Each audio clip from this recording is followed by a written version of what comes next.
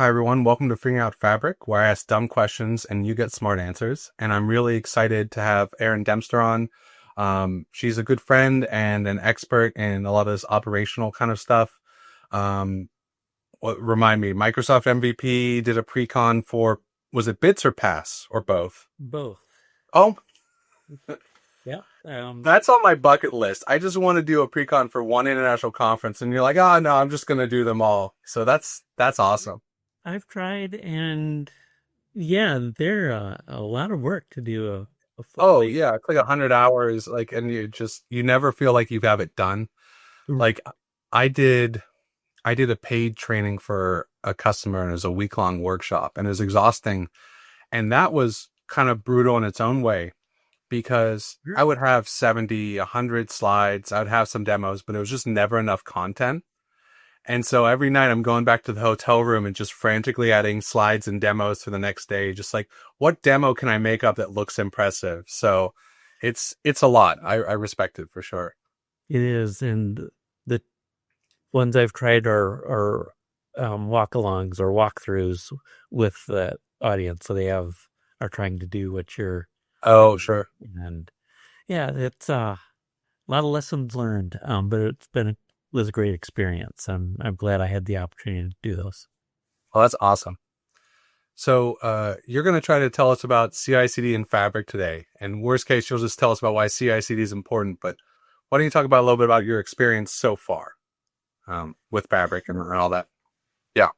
Yeah. So um, my data warehouse team where I work, um, we moved to Azure, not Fabric, 3 years ago, and set up our data warehouse, all of our processes. And now they're slowly trying to go into Fabric. Of course, we've been using Power BI for content reports, but Yeah. um, so a lot of my experience right now around CI/CD is just trying to get Power BI content deployed on the same schedule as database changes in the data warehouse, which Ugh. are Yeah. SQL Server. So it's just trying to keep those in sync has been a bit of a challenge. Yeah, I mean, I think it's fair. I'll be the bad guy here. CI/CD and source control for Power BI has been half baked for a long time, and currently it's all still in preview. So I don't know whenever you first ever had to deal with Power BI, but for literal years, the file format was just PBIX, which is just a zip folder, which is, you're well aware, you don't put that in source control because you change like one label and it's effectively randomized and it's a whole new thing in Git or whatever. And so for years, the official recommendation was put in OneDrive. That was our CI/CD, which ironically, recently they released the feature to have it auto-publish from OneDrive. So we've come full circle. And so now your CI/CD, I kid you not, your CI/CD solution could be, oh, it's OneDrive and SharePoint. When I save it, it'll auto-publish, which is I find it funny. But the reason they did that is if you don't document anything, if you don't have to support anything, you can iterate fast. And like back in the day, Power BI was the little engine that could. There was just 2 week agile sprinting its way to a solution. But it's no longer the little engine that could. It's this big, steam engine with like 50 carriages behind it. And so it has to grow up. And so it's been a hard journey there was this idea of desktop hardening to start to actually figure out what is that interface? What promises are we making so that an external tool can potentially make a Power BI file and it's not going to mess everything up. But even today, and we'll probably talk about this, it's a mess because you have two competing solutions with similar names. You've got deployment pipelines, which is more of just wholly moving artifacts. It's not source control. It's not CI/CD. It's a publish button, essentially. It's a diff and publish button. And then you've got DevOps pipelines, which from like the one proof of concept I did looks like it's actual source control. It looks kind of promising, but all of this stuff they've had to retrofit in. And so it doesn't surprise me that there's some rough edges there. There definitely are. Yeah. Yeah, you're right.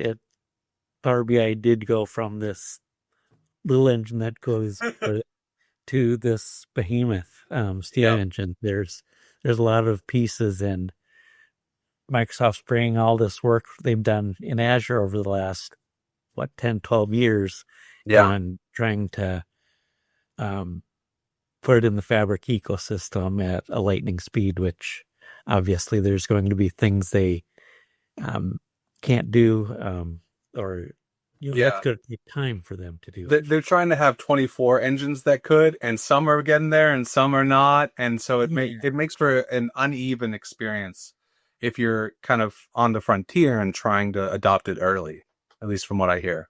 Yes, it is. But to your point about the two deployment pipelines, the deployment pipeline in Fabric and Azure pipelines in DevOps, Yeah. my team we're making use of both, and it's Okay. very handy.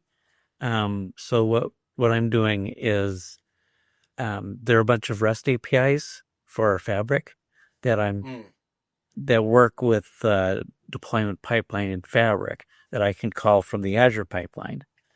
So if I want to, if I'm deploying code changes for a specific workspace, I have dev, test, prod. Right. I can use metadata of that deployment pipeline in Fabric. I can use that metadata in the Azure pipeline to help know where I'm at and get code pushed out. Oh, that's interesting. And Yeah. push That's the first time I've heard of anyone trying to use both tools like that or to keep things in sync or that kind of stuff. That's really interesting. Yeah, I don't know that um it's the best way to do it, but it's a Right. way. Um Again, back to the documentation woes, it's kind of how We're do we do this? So we're all just out here with like paper clips and duct tape, and we've been thrown into the middle of Lowe's or Home Depot or and just trying to get it to work. Yeah. yep. Um, and I think that'll mature too. Yeah. So as I was saying, help me understand something because you said something interesting about database changes. So I do Power BI consulting for small and medium businesses, Yep. especially like real small. And so a lot of times the reporting is coming out of an ERP system or some piece of software that generally is fairly static. So what kind of stuff is going on, or how often are these changes happening that you actually have to do this syncing? Because with the reports I deal with, usually we're pulling in a subset of the columns, or if we're really lucky, we're pulling from an existing data warehouse. And so it's rare that we have to do a schema bound kind of change for Power BI. So what's going on in your world that you have to get all these things lined up and suddenly QA, dev test, prod, all that stuff is way more important? Yeah, so I work for an insurance company, and Okay. we have um, a lot of different data feeds we get from Mm, insurance agencies and different third parties. That all goes into the data warehouse. It's a homegrown data warehouse, and it's constantly evolving. okay. Sure. So it's this quarter we need to add these 5 dimension attributes, or next quarter we need to add another fact table. So Okay. we have all the database schemas scripted out and stored in either Visual Studio, SQL Server database projects, or in other tools like Redgate, SQL Source Control. Yeah, of course. So So it's a living, breathing kind of data it warehouse. is. Um, Yeah. so all of those changes we have the deployments automated along with Azure Data Factory as new calculations are needed. All of that needs to get deployed at the same time. So that's Yep. where we're trying to have a single Azure pipeline to deploy all of these changes. Oh, I can see. And so, what does that what does that look like? Because I would assume for dev, it has to be staggered because you have to update the data source. So then the report devs can do their work. But then for what you said, it sounds like it's kind of an all at once deployment into prod. Is that how you have it where you're updating the database and the reports kind of all at once, or how does that function? It could be, or it's in, so we use sprints. We're working sprints. So in one sprint, we'll Okay. do as a schema change, and in the next sprint, we're doing uh, writing a Power BI report to use that data. But also in that second sprint, we're coming back and making maybe yet another change in the data warehouse. Right. So it's not always the same feature. It's not always feed forward kind of thing. It's a feedback loop, It is. is what I'm hearing. Yeah. Yeah. So And we, we did manual deployments for a long time, and of course, yeah. something's going to be missed. There's a oddball script that is sitting on a OneDrive somewhere or on somebody's desktop. Right. No fault of their own, but we said, okay, if code's going to get to production, it's going to go through our deployment pipeline, and that's the only way it gets to production. Well, and one of the things about that, you've probably dealt with this, is Power BI is very fragile to change in terms of the data source and the schema. There's some little things you can do. So like usually what I'll do is I'll say like in Power Query, remove other columns instead of remove columns. But there's a lot of times where case sensitivity changes, a name changes in your data. Power Query is case sensitive, but DAX isn't. So you can have duplicates that weren't being detected, just all this little stuff, and it doesn't fail gracefully. If you have a single issue, it will refuse to refresh any parts of the data model. If you have a particular error, there's a chance that every single visual on the screen won't render and will throw up an error. And so, it's not code. It's very fragile. And so there's a lot of care that needs to be involved with that, especially if you're making meaningful changes to the underlying data model or data source. Yes. Yeah. And those we do fairly carefully. So if we are making changes to the model in Power BI, we are still going to handle those manually. At least for now, we're still working through the mechanics of it. So it's, so we have a warehouse change and then a content change. We're automating those deployments, but the model we're keeping. Yeah, no, that makes sense for now, just until we have a better grasp on everything. Yeah, better to take it slow and careful and all that kind of stuff. Yes. You talked about these different data sources. This is a random aside, and I don't know if you're allowed to give me the answer, but insurance companies are not known for being the most up to date on tech. And I remember when I went to State Farm, I saw the screen that my, I don't know, associate sales rep was on, and it was the green schmear. It was like DOS or something like, and she was super like proficient with it. But what's the oldest data source you have to support? Do you have a mainframe somewhere that you're having to pull data from? No, we don't. Our policy, our systems are all web based. Okay. Yeah, fair enough. So no green screens for us, but for data management, as we're receiving data from third parties, we do get XML files, CSVs.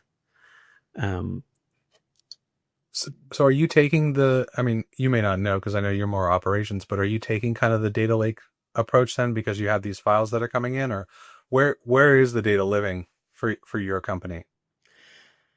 It's a bit of a hybrid. So we do bring in the files and then load them into a relational database and then off the relational database. So that's where the SQL Server database projects come in. It's kind of that makes a lot of sense.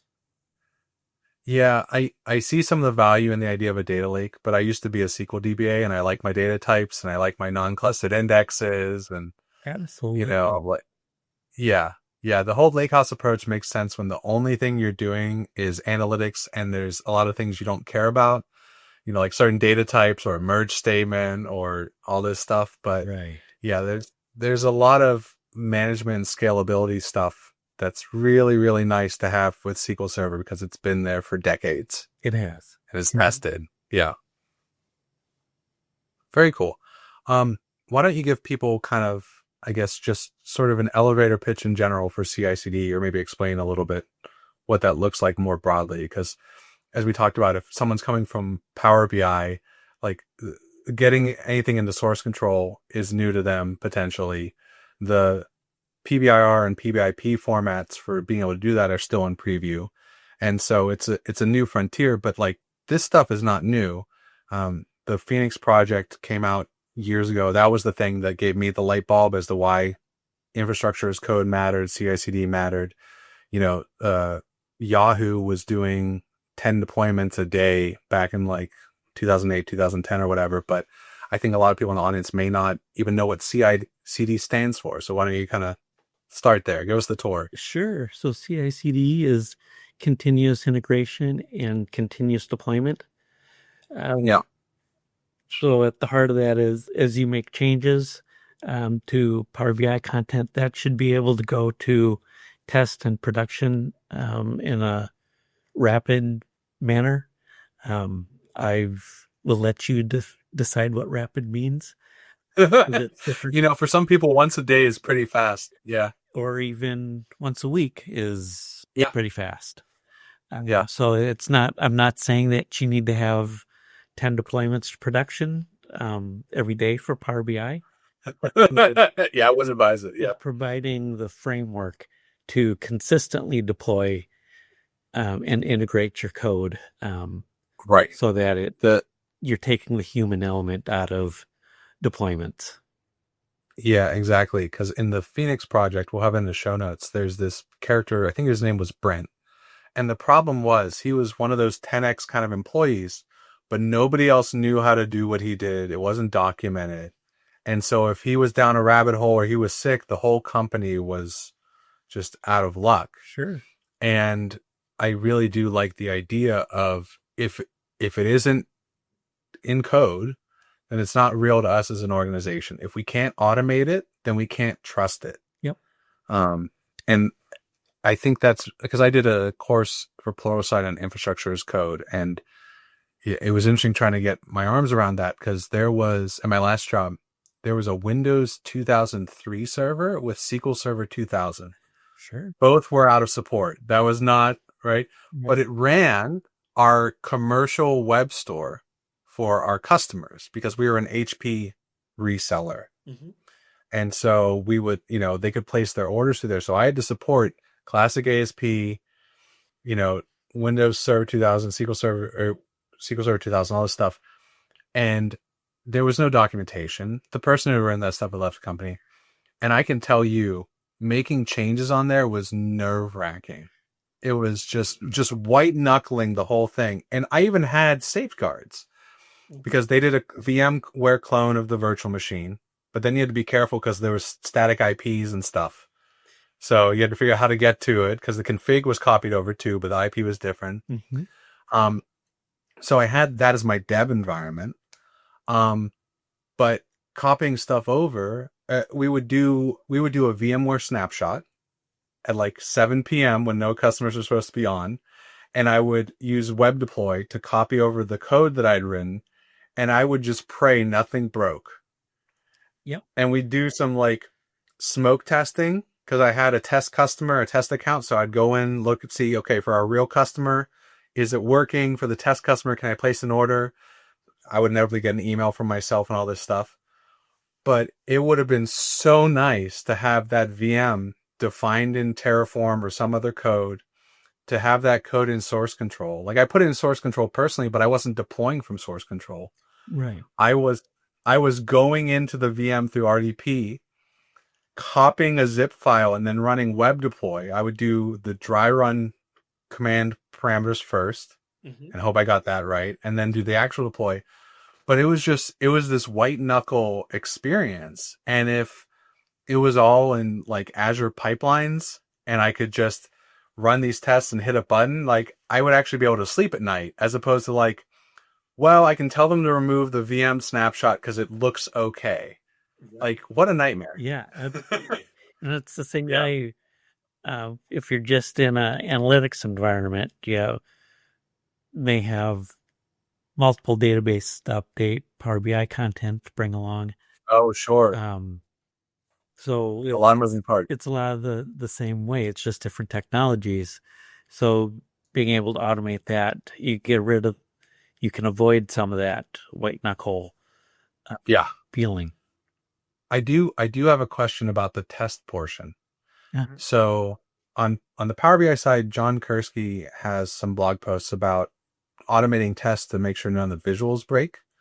And then for the past decade, I've heard people try to tell me about how to run unit tests in SQL Server, and I don't believe any of them, but allegedly you can do it. So is your test process, is any of that automated, or is it all human testing for the data stuff and the reporting?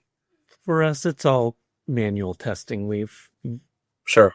just from the size of our team and kind of the constant churn, we just haven't had the ability to It's hard to automate. Yeah. make that work. So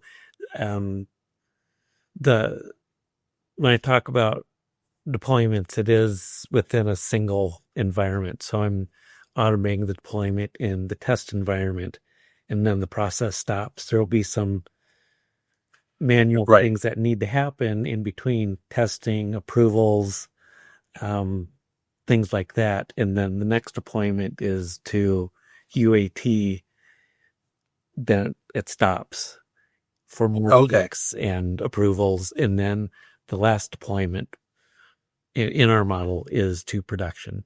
So So you have a 4-stage model? we do. You've got dev, QA, UAT, and prod. Correct. Is that accurate? Okay. I've heard some people go up to like 5 different stages, like pre-prod and stuff, and it's funny because um deployment pipelines, when they first came out, they were just the 3-stage model. You couldn't configure it. And now you can go anywhere between 2 and 10. And people be like, why would you need 10? And it's like, you don't. But some people go up to 5, and it's like, it just depends. If it's because is your place of employment publicly traded? Do you know? No, we're not. Okay. Because if you work for anywhere that's heavily regulated or publicly traded, you're doing reports around financial controls. You have to be really careful. Yes. And Yeah. insurance is highly regulated. You, no, you don't say that. So yes, we do have a lot of that. But Yeah, now, that makes sense. for now, we can use a 4-stage model. No, that's really cool to hear, because like there's all that stuff that you're talking about is so far removed from my personal experience. Mm-hmm. The first time I ever had to learn DevOps pipelines was that training I gave in December, because I was doing a training for a customer. I was subcontracting through another consultancy, and they were like, "Hey, Eugene, can you put together this training?" And so I just get a list of modules, a syllabus from the customer that was approved. No content, mind you. Of course. And so I'm just like trying to put this all together. And so I'm like, oh, I actually have to learn DevOps pipelines now. But it seems like a promising feature. But I appreciate the perspective, because most of my customers are like soloists or a small business with like 1 or 2 IT people or that kind of stuff. And so we never need to deal with this scale. Mm-hmm. So very cool. Yeah, and I would say even on a team of 4 or 5, it's not that big of a team. I'd still be looking at or thinking about Yeah. CD. There's just enough potential for things to go sideways. And it's less so in Power BI, because a lot of that, your data model is, if you're not changing the data model and just working with content, a lot of that's fixed for you. So that, I mean, there's still room for problems, but it's not as severe as you're missing entire tables in a deployment. Yeah. If you drop a table, model can't use, and then your content. I will say though, on the Power BI side, one thing that is a challenge is usually your changes are batched. And so if you aren't using any kind of source control, having to roll back, I've lost a week's worth of work before, because my source control typically is I copy a PBX file to my archive folder and then add the date. Mm-hmm. It's crude, but it works for me. But there was one time for a customer, we were running into a bizarre performance issue that had come out of nowhere. I think it was probably a bug, but it was some sort of regression. We couldn't figure it out, so I had to go back to the last full save I had of the work, which was a week ago. So I literally lost a week's worth of work because it wasn't in source control, and there's no easy way at the time to track what had all changed. I couldn't just say, okay, line 4 on the data model is the problem, just rip it out. So it can be a big deal. So cool. That's good. One of the areas I do like with the workspaces in Fabric is you can assign a Git repository to that workspace. So as you as you publish changes into the Power BI service, you can go and check that code into source control. Yeah, just let it run in the background. And that was very exciting to see. Yeah, so in that instance where you had to roll back 2 or 3 revisions, you can do that fairly easily with the Git repository and the that link in Fabric. Yeah. All right. Well, let's kind of wrap up. So, got a couple questions. So, what is your favorite Fabric feature so far? I don't know how much you've had to touch it, but is there anything you like about it in particular? I do like the deployment pipeline. That it really does make things a lot easier for the team. Yeah. Well, and I hope they figure out a consolidated model long term, but having one pathway that's more business user friendly, that's just some buttons and some UI, that's really, really nice. So I definitely agree. So what's your least favorite Fabric feature? What's your biggest kind of frustration point right now? Well, since I'm in the CI/CD realm and using REST APIs a lot, there's a lot of functionality in the user interface that's not accessible in the REST APIs. So you have to recreate some of the logic your own ways, like deployment rules are a manual setup. Yeah, that makes sense. By the way, have you heard of Semantic Link for Spark notebooks? I think I have. We've got an episode notebooks yet. We've got an episode with Stephanie Bruno that'll come out at some point, but it's an interesting way to, instead of having to make all these REST calls, access a lot of those same APIs. So long term, it's worth looking into because it might make some of the orchestration a little bit easier. So we'll put a link in the show notes for that. Yeah, that sounds like a great method. Right now, I use PowerShell to make those REST. Yeah, right. I figured. I knew you were kind of a PowerShell kind of person, so it makes sense. Yeah, I mean, use what you know for sure. And then last, there's way too many social media networks. Some are getting banned and then unbanned and all this kind of stuff. But where can people find you? Is there anything you want to promote or plug? You can find me on Blue Sky and LinkedIn, of course.